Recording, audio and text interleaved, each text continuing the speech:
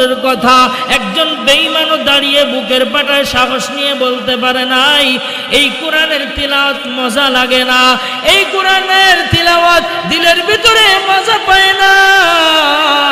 এমন কোন বেঈমানও বলতে পারে নাই। কিন্তু আজকে বড় দুঃখের বিষয়, বেঈমান নাস্তিকরা কোরআনের বিরোধিতা করবে জন্ম নিয়া। মুসলমানের সন্তান মাদ্রাসার বিরুদ্ধে কথা বলে, মুসলমানের সন্তান কোরআনের বিরুদ্ধে কথা বলতেছে,